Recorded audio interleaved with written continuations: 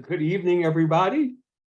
I'm so glad to see all of you here for our monthly discussion. This is not normally a workshop, but tonight we are going to have a mini workshop, and it's going to be conducted by Alpar Akman, and he is a member of Creatively Speaking Toastmasters, and he is their VP PR. And with that, he's going to talk about how to create a newsletter that is going to be exciting and alluring to individuals in your community. And hopefully that will be the key to get them to come to visit your clubs. And with that, I give control to Alpar. Thank you, Elton, and welcome everyone. As Elton mentioned, I'll be talking about the power of the newsletters tonight, because I know some of the clubs has their own newsletters, some of them they don't have, or they don't know what and how can they use the newsletter. So I'll be starting with what is a newsletter and why should we use newsletters, and I'll be going with the best practices, how we can actually efficiently use the newsletters.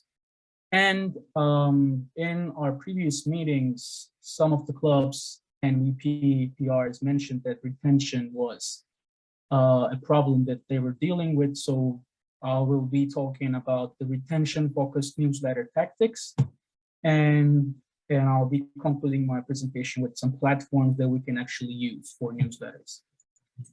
That being said, welcome again. And let's start with what is a newsletter.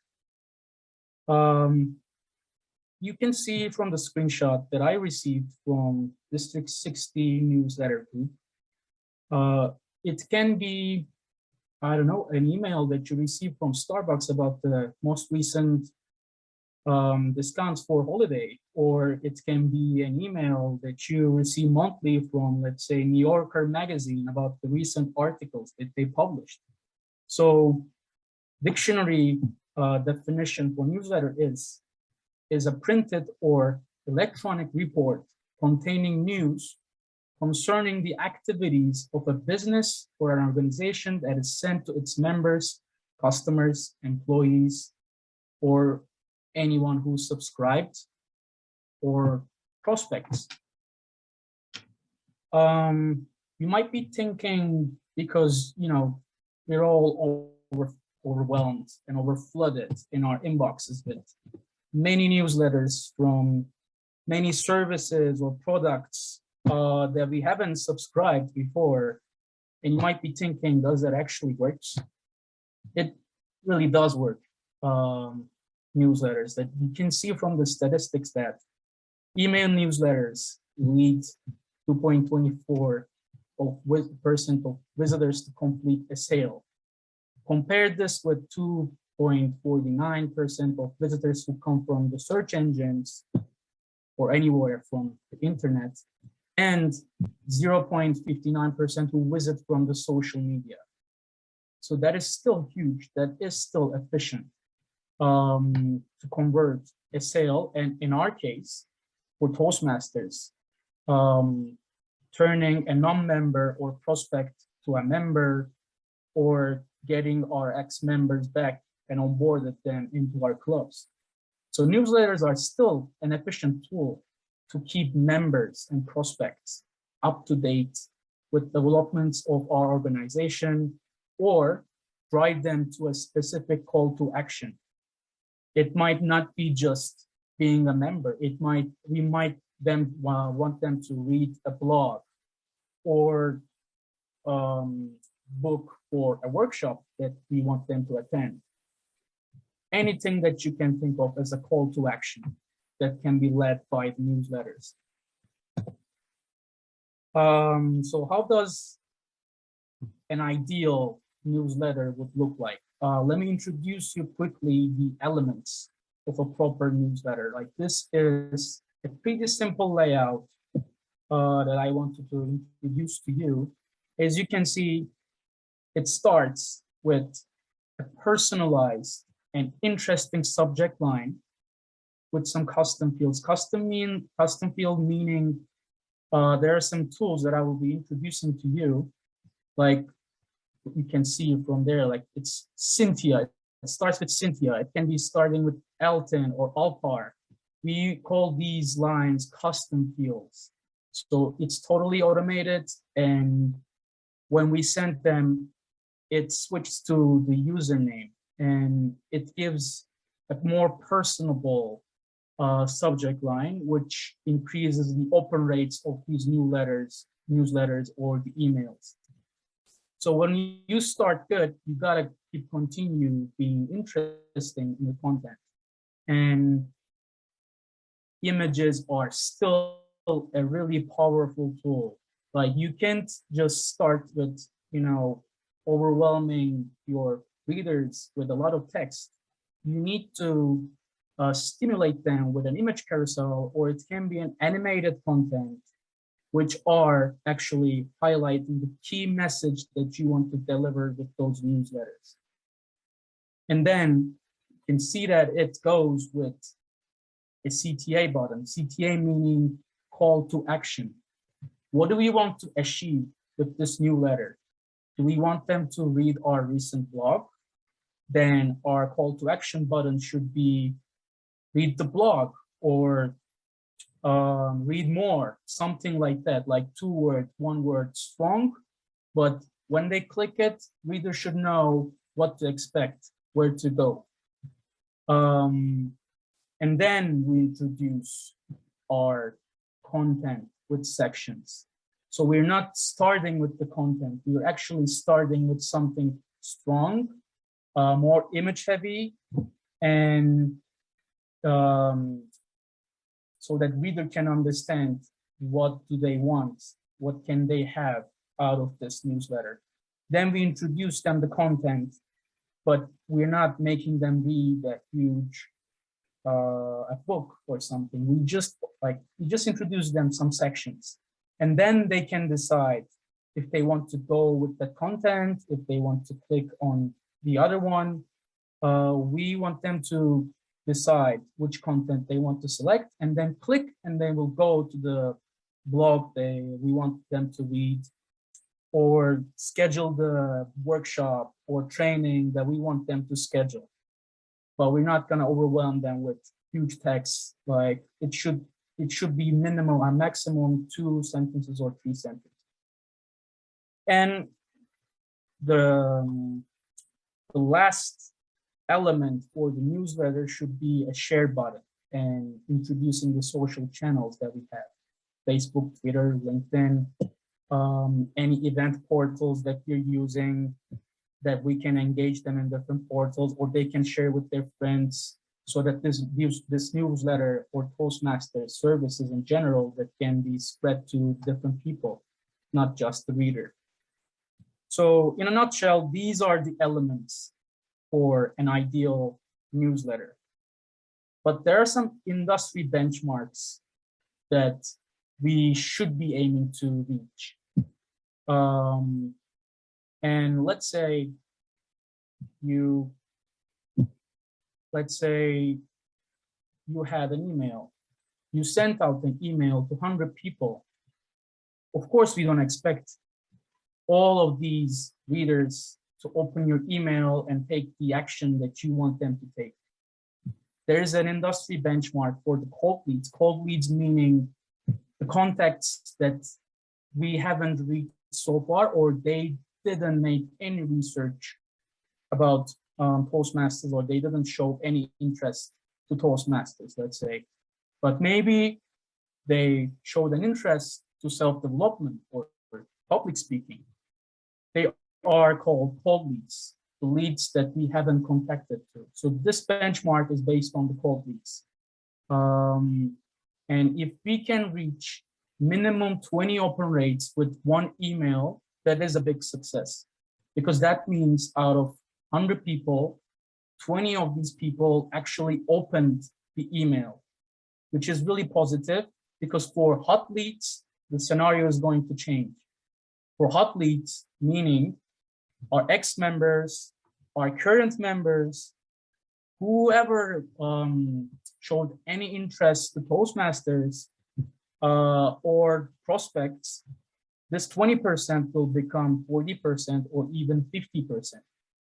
So then don't get discouraged by 20%. 20% is still an amazing number for an open rate, and it will bump up if we can apply these best practices, which I'll be introducing in a bit. And what is the other performance indicator for a newsletter or an email? It's called click-through rate, that you can see here. The benchmark for all the industries, the click-through rate is 2.62%. What is a click-through rate? Again, like let's say we sent this email to 100 people, 20% of these people opened their emails. And out of these 20 people, 2% among these 100 people actually took an action, actually clicked the links that we shared, actually followed our call to action. So 2.62% is the industry benchmark. But then again, we will be able to bump up this number by 5 to 10% if we are sending these emails to our members, ex-members, or prospects who showed interest in Toastmasters. So keep those benchmarks in mind. To be able to achieve those benchmark values, the performance indicators, I want to share some best practices. Brevity. We gotta keep it short. Like if you want to create an efficient newsletter or an email, it should provide immediate value with 20 lines or 200 words at maximum. Otherwise, no one's going to read it. Even if they opened it, they're not going to take the action you want them to take. So we got to keep it short. And the storytelling, the content that we're creating should be engaging. As I mentioned before, we should use a lot of images or animated content. And like I know the content that we will be sharing is mostly about announcements or club business or the workshops, the trainings. So like what can we do with those languages? Like we can still be a little creative. We can still make them a little personalized. I know we don't have much opportunity to be creative and use our copywriting, but still we can try to be engaging with the content and the usage of a lot of images. And call to action. It should be really clear. As you can see here, it can be an RSVP button. It can be become a member button. It can be read the blog button, but it should be really clear and readers should know what to expect from that newsletter, where to reach, where to go. That is really crucial. The design should be attractive, but simple. According to the color code, the color theory, we should be only using for any type of creative work, not more than 3 colors. And we should still stick to Toastmasters branding, of course. I'm sure at the end of this presentation, we can send you the brand guidelines for you to create your own newsletters. We still need to stick to Toastmasters fonts, coloring, and logo, but by keeping the design attractive and simple. Unsubscribe mechanism. This is really important. It's not gonna, it's not a best practice for us to reach our goals, or it's not gonna keep our content engaging, but we have to have it. This is a must regarding to the Canada anti-spam legislation. If you don't put a mechanism for readers to unsubscribe from your content or newsletter, you might be in a little trouble. But for our case, of course, we're sending to our members. They're not gonna do anything. They're not gonna take any action, like a legal action, but still you have to have it just to just as a FYI. And being mobile friendliness is also one of the most important best practices for newsletters, because we're all using our phone to read our emails, but not just. From my personal experience, I know that more than 70%, according to this marketing statistics, use mobile devices to read their emails. So I'll be introducing some of the platforms, but you should know that when you create a newsletter, you create it on web. You create it for the web readers.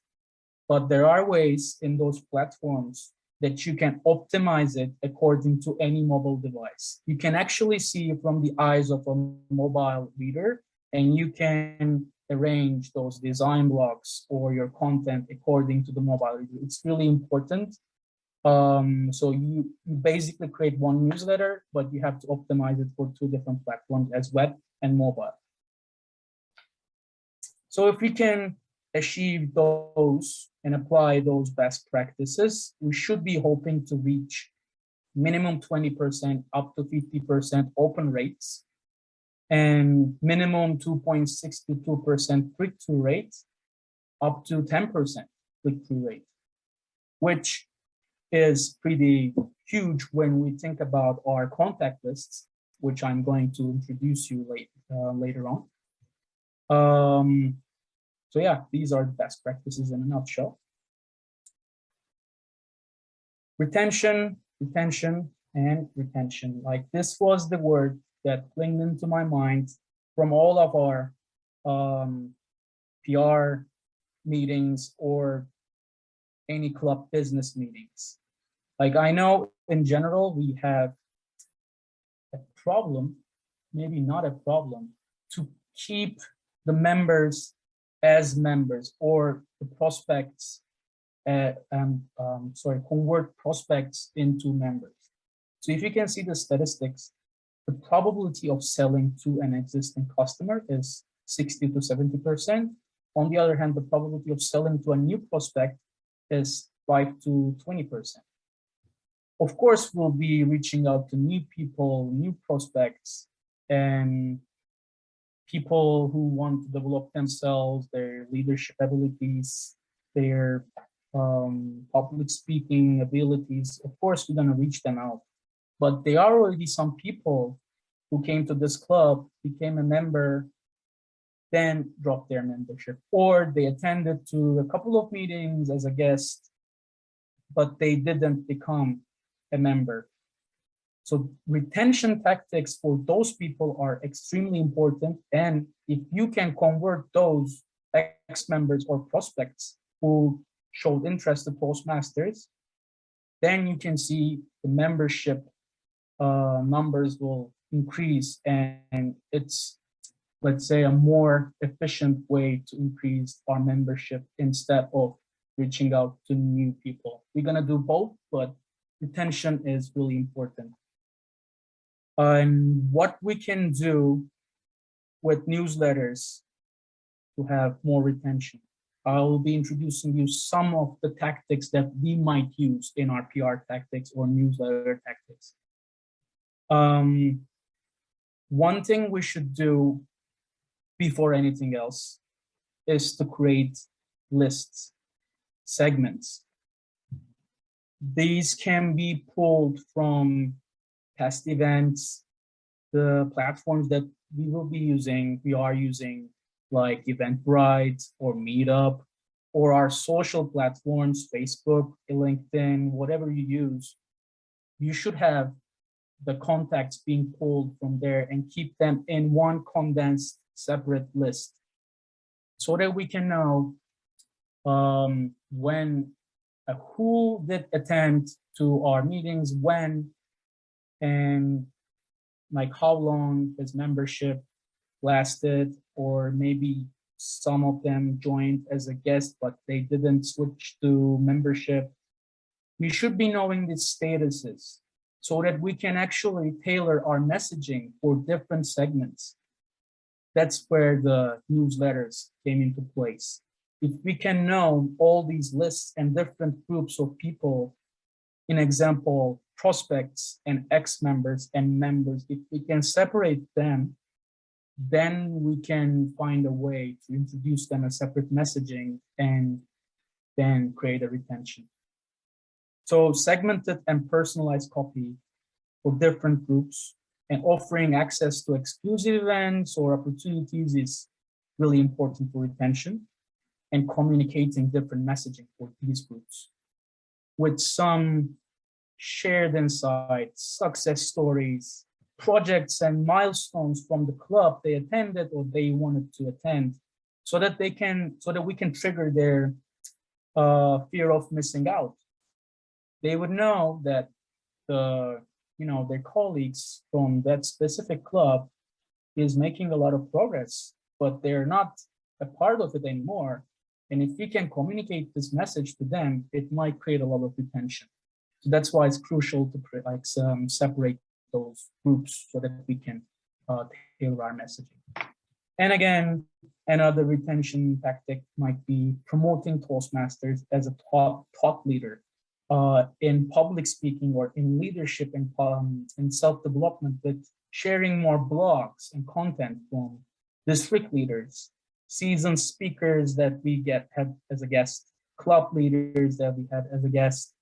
I know we had lots of workshops, we had lots of content about the previous trainings. We should be able to leverage those and promote Toastmasters as a thought leader for the public speaking, and then we can create some more retention with our content.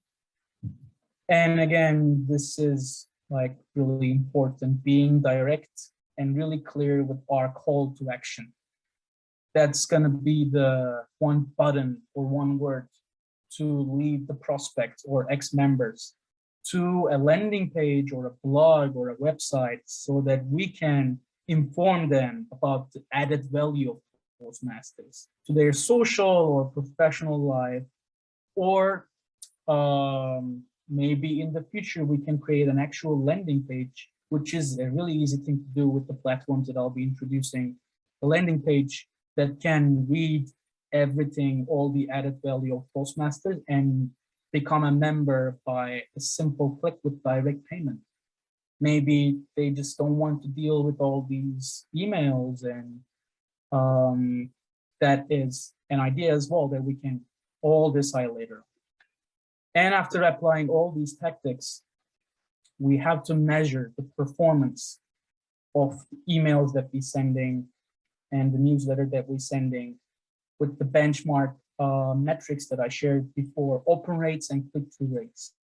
And if we see those open rates are not going really well, not like if it's below 20% and our click-through rates are below 2%, that means we're doing something wrong. And we can always fine tune along the way. Like we can find a way to, design better or create different content. Maybe it's always open for testing. That's why we call this A/B testing. What we do is basically we share different content to two separate groups and see which one performs better, and then we stick to the one who performs better. We can always do this. We can always fine tune. We just gotta start sending those newsletters and emails, and eventually we'll observe and find the best spot that we can actually lend some retention or make our readers read the content that we want them to read. How we do this? I'm going to introduce you 3 platforms which are free and really easy to use. You can pick one of those and start learning them. It's really straightforward. They have tutorials and videos explaining how you can use them, how you can create your first newsletter or the email campaign. My favorite among them, I will send you this presentation later on so that you can compare which one has what. But my personal favorite among these 3 is MailChimp, because it's like one of the first automated email marketing platforms, and it literally has everything in it. It's an all-in-one marketing platform, has surveys, landing page creator, email and automation creator, and the interface is really straightforward. It's just drag and drop, and you can actually create really simple but efficient and attractive email templates. And it is free up to 2,000 contacts. After that, there's a fee for that, like $11 per month. But I'm sure at this point, all of our clubs, like 2,000 contacts would be enough for now. So in a nutshell, let me explain what can we do now about newsletters or email marketing. What are the next steps after we're done with this presentation and we're discussing the club business with our own clubs or the PR? What can we do? I think the first step that we can do is gathering contact lists and make a segmentation among these people. And I think it should be a general habit for us to maintain these lists. I know it's scattered among different platforms. Some people reach out to us by email, some people through the website, some people come through Eventbrite. If we can find a way for us to pull and collect them in one spreadsheet, then we can have the bigger picture, and then we can strategize how we can deliver different messages for different groups. Then from one of these platforms, you can pick one of them and just start learning it. I don't want to go into a lot of technicalities. We don't have a lot of time, but I will be gladly helping you out, like creating your first email through one of those platforms. I'm gonna drop my email and my contact details at the end of it, and you can ask me anything that you want. But again, they are really straightforward. You can follow the videos and tutorials, and it's like you definitely can learn this in a couple of days and start creating your first ever newsletter. Your CTA should be crystal clear. Like before writing a newsletter, you should be thinking firstly about your call to action. Like what is the main call to action? What is the main goal that I want to achieve by sending this newsletter? It can just be the announcement of the services that you provided, or like some of the milestone that the club has achieved.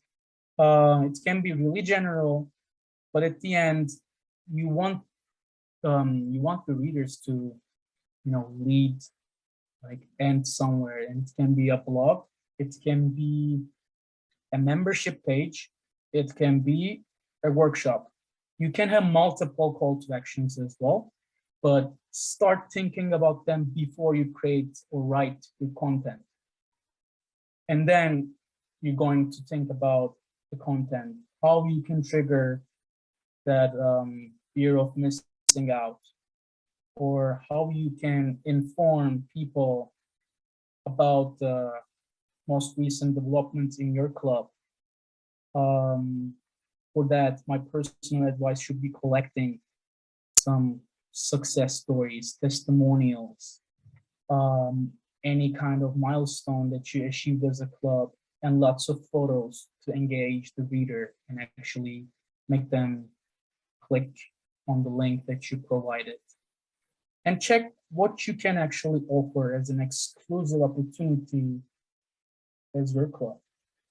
It can be a team night, it can be, I don't know, a membership discount, or bring your friend and get this kind of thing. Like, it's definitely depending on your club business, but it should be something engaging, and it should be something exclusive. It should be triggering their fear of missing out.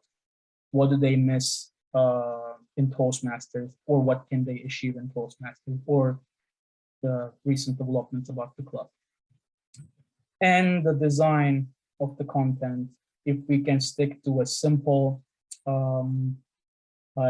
design that I introduced in the best practices, I think it should be a good start. If we can apply Toastmasters branding with a simple design, it should do the job. That being said, I want to leave the floor to you if you have some questions. Again, I didn't want to go into the technicalities of this platform, but I'm always open for your questions, and you can send me an email from alparakman@gmail.com, and I'll be happy to help. Thank you for listening.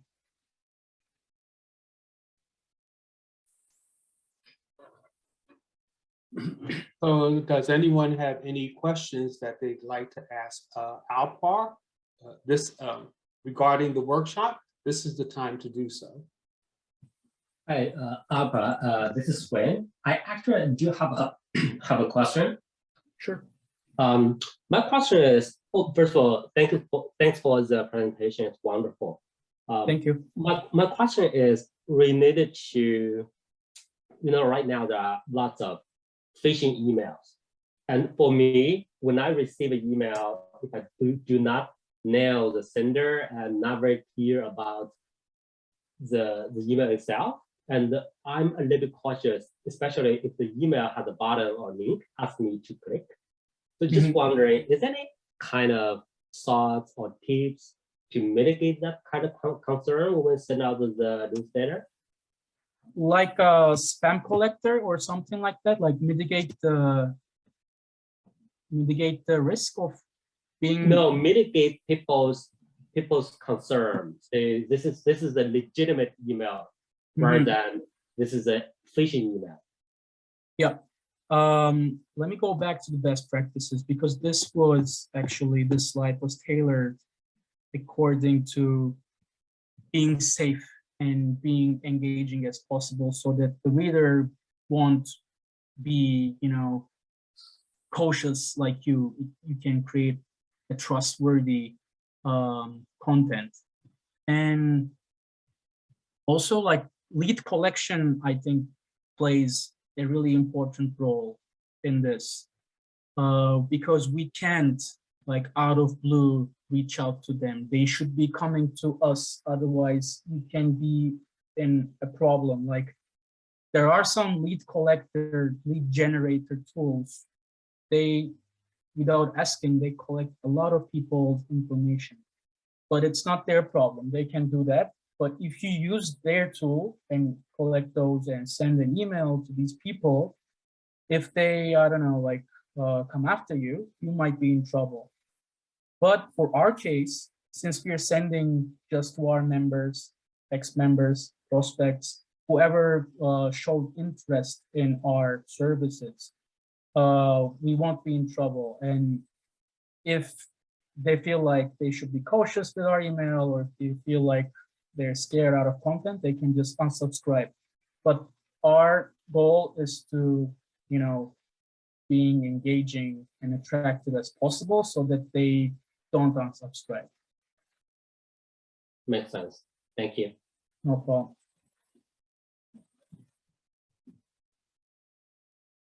Is there any other questions?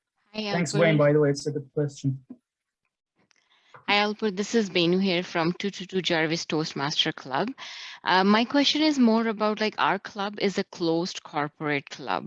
So the content that you shared, mostly, like, using those tools, I don't think so we can do that. Like, if being a closed corporate club, would you have any kind of suggestions that we can use for our newsletters and stuff? Because the issue is that, we have to follow the specific format that OPS have. So we can go even the font and everything has to be based on, like, their guidelines. So would there be any ideas that you can share what we can, because I'm not sure, I don't think so we can use any of these MailChimp or Mailer or Clever Reach, anything.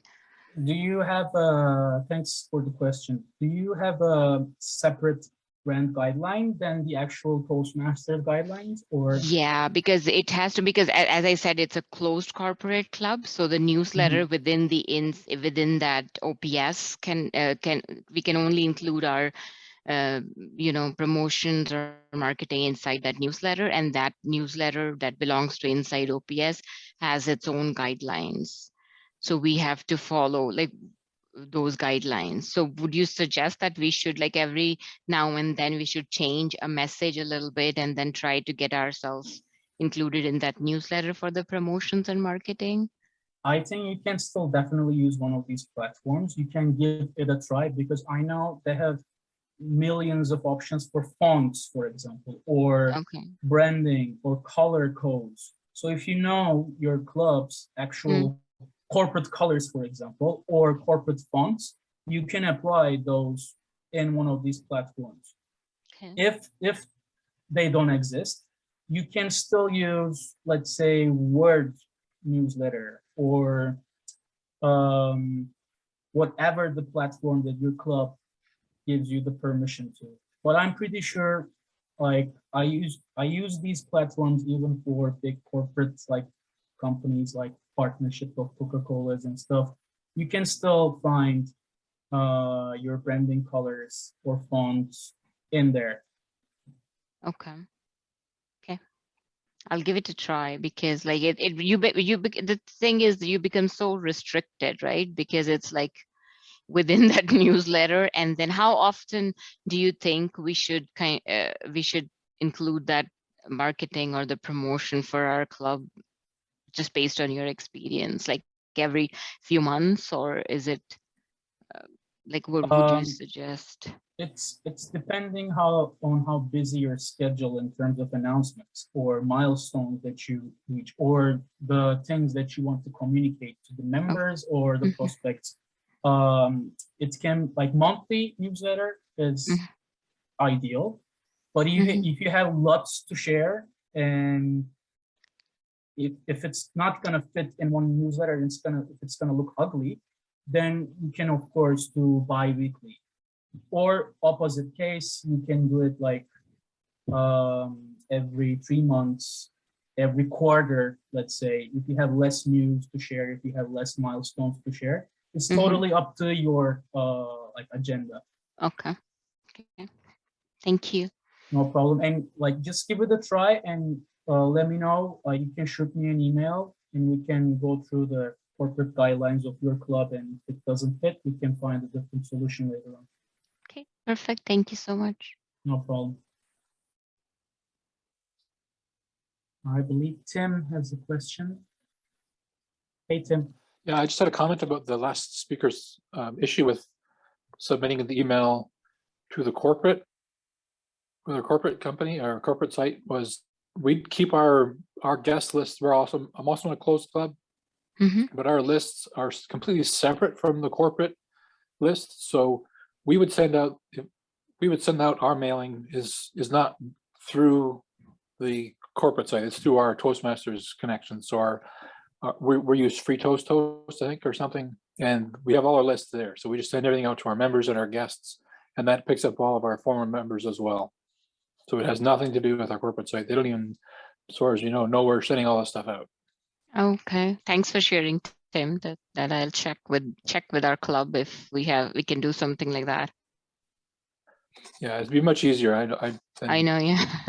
Getting it to conform to somebody else's idea. Yeah, because it is a process you have to go through, right? I mean, it's not that you frame your milestones, you want to kind of like advertise your club, but the thing is, it has to go through so many scrutinies all the time. Like, no, there's that.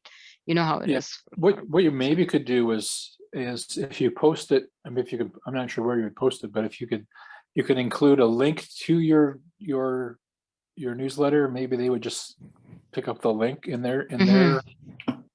So again, but they still might want to approve that. I don't know. Yeah, everything has to be approved. Nothing can be like, it's not that easy. But definitely I'll keep that in mind, and then let's see if we can do that the other way like you suggested. But that's a fair concern. Like, even for any of our clubs, we still have to stick to the Toastmasters guideline up to a certain level. Like, we can still be creative and we can still create our contents like with different clubs, but still, like, that's a fair concern. We should like all follow some branding guidelines. Kevin? Thank you so much, Alpar.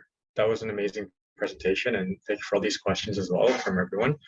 My question is a little different and perhaps just a little bit concerning Toastmasters and a little bit about newsletters in general. So for example, one time, I'm looking for basically like life hacks or tips of how to make your newsletter better. So one time I read from a nonprofit website this tagline that said, even a penny could help. And right below the tagline, and that really helped me kind of almost hit that button and almost donate and be a good person. But like little things like that, or little taglines that you try that you think is powerful, or little sections here that you always include in your newsletters that you think is very good for Toastmasters newsletters or newsletters in general. Any tips or life hacks like that that you know from experience, please feel free to share them. Sure. Thank you for sharing, Kevin. It's a good question. From my perspective, being personalized really works. When you receive an email starting with your name, it really creates an interest with you to open that email actually, and not being salesy and like strategizing your content on the call to action that you have in your email will really help for you to create those interesting subject lines. And you're not trying to be pushy salesman. You're trying to create an interest by asking the question maybe. Let's say for Toastmaster case, what we try to achieve here is to create leaders who can speak, who can improve their public speaking, and we can ask them, for example, as a New Year resolution, would you like to improve your public speaking? Like something, like we're not trying to push, like become a member of Toastmasters. We are trying to create an indulgence, create an interest for our newsletter. For example, if the call to action is become a member, or the blog case, or any other content that you're trying to trying audience to read, we can try different stuff. But question mark is a good start. Starting with their own names, customized fields is a good start. Depending on your message, you can be really creative about the subject, still while being short. Emojis work actually fine. Like I was never an emoji person. I thought it's, you know, distracting. But according to the statistics, emojis really work. Like if you can use an emoji that's aligned with the content, it does the job. But again, it's up to the corporate guidelines. Like if Toastmasters has a strict policy about the emojis, maybe you want to look more corporate than become a more personable brand, then we can't use emojis. But just to keep that in mind, if you're allowed to like use any content that we want as a club, then you can use emojis too. So not being salesy and being personable as possible really does the magic. Plenty of great advices. Thank you so much. Thanks, Kevin. Thanks for bringing that up. Good question. Any other questions?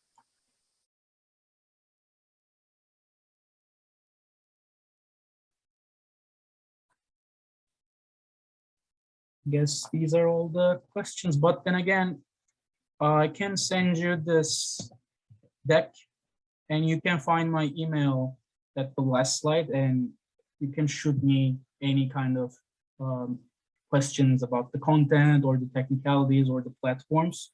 Feel free to shoot a message, and thanks for listening to me.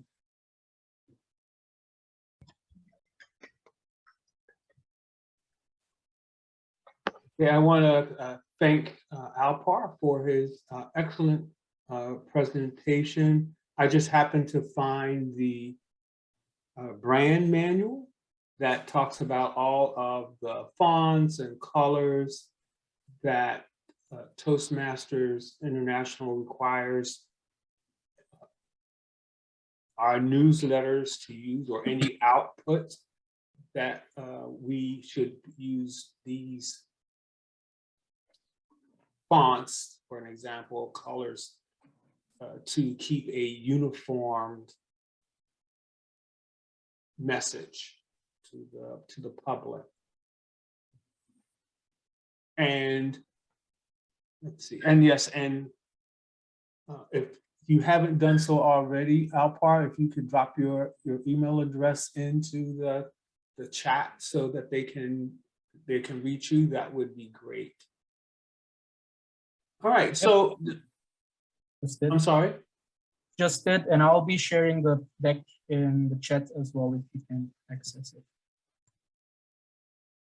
All right, so now I want to move to our next portion of the meeting, which is what we normally do during these meetings is we talk about things that are going on in our clubs.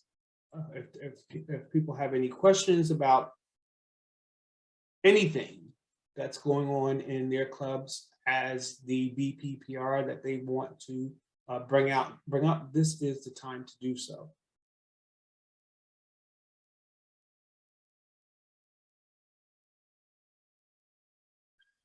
Kevin.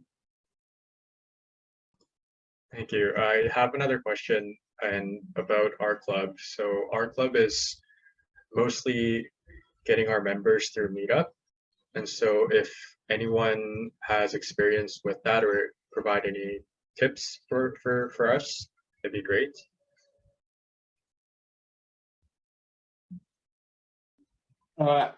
We use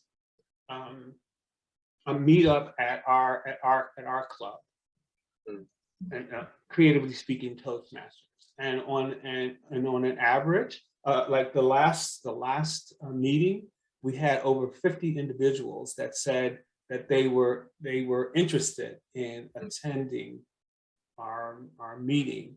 Of course, you know, this is a numbers game, so I think we got like maybe 5 or 6 people that actually did show up to it. So I find that you have to tweak your message so that your message matches the interests of your community. So for us, it took us a while to find out what that message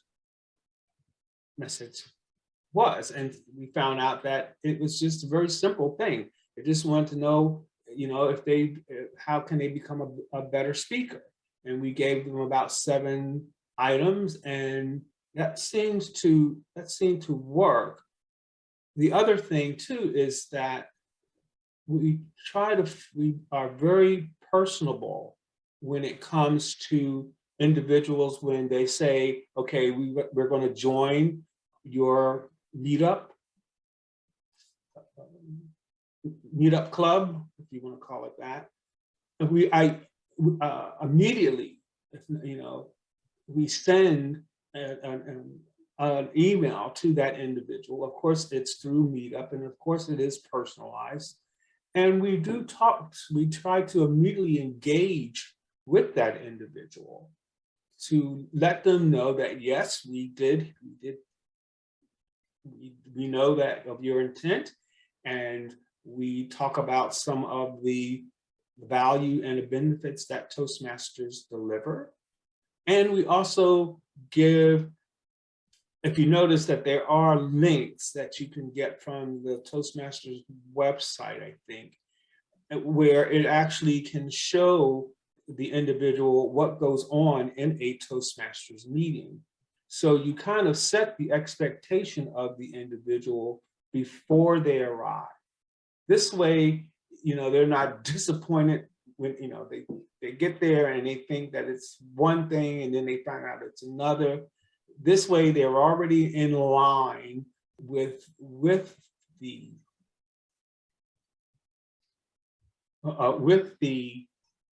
process. And this way, it makes it a lot easier for the individual to be persuaded to either A, return to additional meetings, or right then and there to become a member. Thank you. Kevin, what were you looking for, by the way? Oh, so yeah, so I guess I would love to take a look at your club meetup page to see how you guys kind of wrote your profiles and stuff, and maybe get some ideas from it. So if you don't mind sharing that on the chat, that'd be great as well. Okay, and that would be Alpar. And that Oh, would is be it Alpar? that would be Alpar. So Alpar would be the person that you would get that information from, since he is our DPPR at Creatively Speaking Toastmasters. Oh, great. Thank you so much. Yeah, that'd be great. I guess just looking for ways on how to write your bios and stuff better, so people, we generate more interest on Meetup. One thing I've known since doing this is don't try so hard. Yeah, that's I'm true. serious. You know, Yeah, if yeah. you get into this whole thing of writing very beautiful messages, beautiful language that people really don't really, you know, if it's not a day-to-day kind of language, then, you know, people will read it and people may enjoy it, but it's not a call, it's not a CTA, it doesn't make them want to do anything. So just don't, I'm not saying use bad grammar, but I'm just saying don't try too hard. Yeah, gotcha. Thank you so much.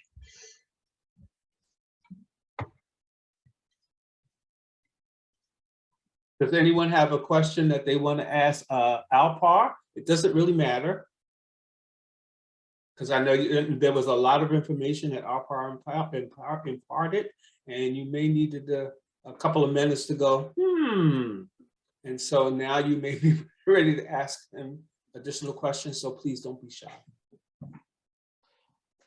Hi, so Rom here, Toronto Business Toastmasters. Would you mind repeating the platform you've just mentioned that you're using for Meetup, or? Which one is that? You mean for collecting contacts or reaching out to people, the actual platforms for newsletters? Reaching out to people, I think Kevin just mentioned, and Elton, what you're using as a platform to connect or to collect interest. I haven't. It's meetup.com. Yeah, sorry, Alpar. I haven't taken over all the accounts yet, but I believe our club uses Eventbrite for events and workshops, and that has a CRM as well. Like you can see who attended to your club events and that kind of stuff. So you can have a spreadsheet through there. Also, Meetup is another platform that Kevin just mentioned. Meetup. Meetup. Yeah. Okay. Gotcha. It's similar to, I believe, Facebook events and Eventbrite, like Meetup. Also, that has a contact list too. I haven't dig into that yet, but I'll let you know when I do. And rather than that, I guess those Google Forms that we sent to people who showed interest to club masters or your clubs, because during the meeting, we want them to fill a form and tell us what do they want to achieve, what they want to do. That's the way how we can obtain those contact information. I see. And the social other thing, media too. I just want to make sure that all of you know that, okay, Thank you. there is a cost to using Meetup, but District 60 has 3 accounts that are set up so that anyone can use to promote their club announcements and or events, and it doesn't cost you anything. And I can send Alpar that information, and then he can relay it to you, but it doesn't cost you anything, but you get all the benefits of from using Meetup. Great stuff. Good to know. Thank you very much, gentlemen. Thank you. You're welcome. Thanks, Ron.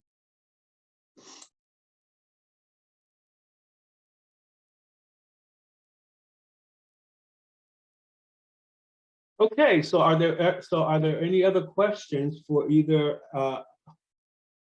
Mr. Akman or myself. And you have Alpar's email address, or he's definitely put it out there to the universe so that you can get in contact with him. And mine is prm@toastmasters60.com. And if you don't grab it here, you can find me on the District 60 website under district officers.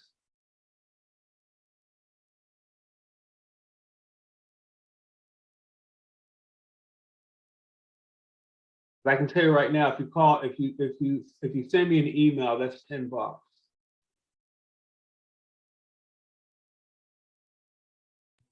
I'm only joking. I'm already broke then, Alpar.